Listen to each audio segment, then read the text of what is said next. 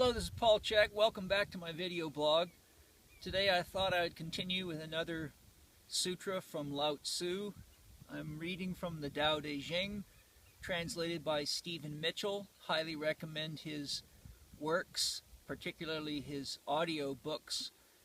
The second book of the Tao and the Tao Te Ching are very, very good. So once again, you can't go wrong. Excellent translations by a true master himself. That's who we like to hear from.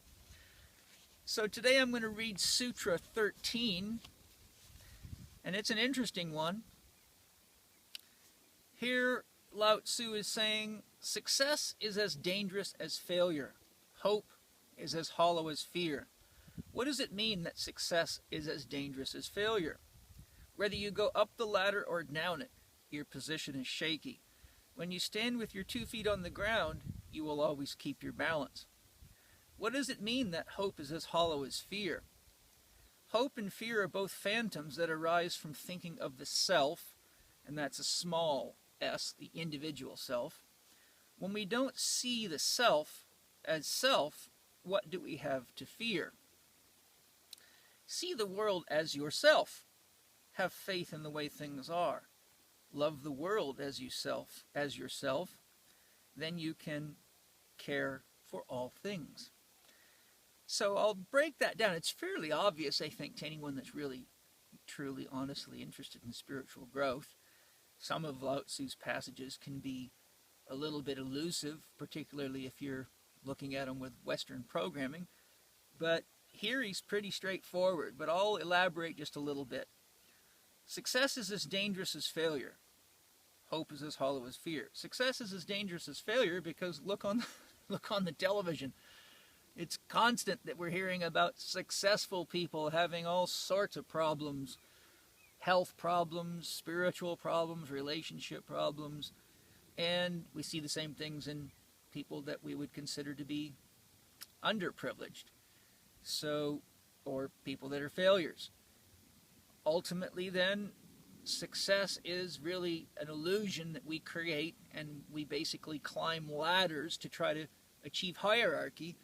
But whenever we try to climb above someone, we're always creating a loser.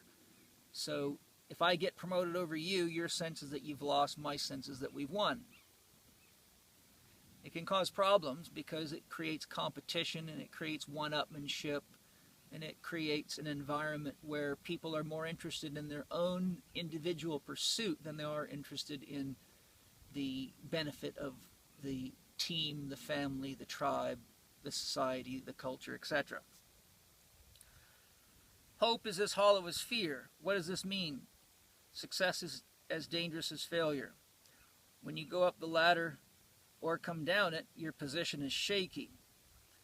So what he's saying here, and when you stand on your ground with your own 2 feet, you will always keep your balance. There's an old saying, hope begins where knowledge ends. There's nothing wrong with hoping, but what he's saying here is that hoping, when you can be present with and aware of, is not a good substitute. Most people hope their life will turn out all right, or hope that their job will be good. But if hope is being used in place of being grounded and healthy witnessing and having an inner relationship with what rises up in you, then the hope is usually as blind as our ambition, would be my way of interpreting these words.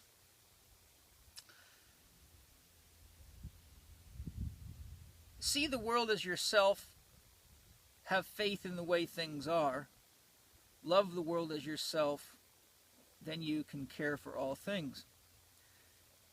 I've talked about this many times on blogs, and I talk about this a lot in my courses.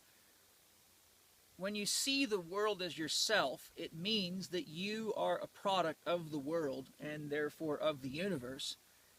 And we are all codependent upon commonalities such as water, food, air, space on the earth to live, shelter, warmth.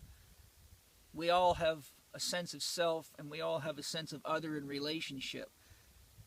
when he says see the world as yourself, he's really saying realize that far more of you is common to everyone else than what you think creates your individuality was really just your ego structure, your own personal programming and belief systems. But if you see yourself as the world, then the world becomes an opportunity to express your love. A garden is a place to express your love. A family is a place to express your love in the world. People that are having challenges in areas that you have knowledge and wisdom are another way to express your love in the world. If all we do is focus on our own individual pursuits, then we keep on climbing ladders and we keep on conquering and creating losers. And so what do we have now? The water supply is largely bought up. There's hardly any space on Earth anymore where we can have parks and greenery because everybody has corporate interests.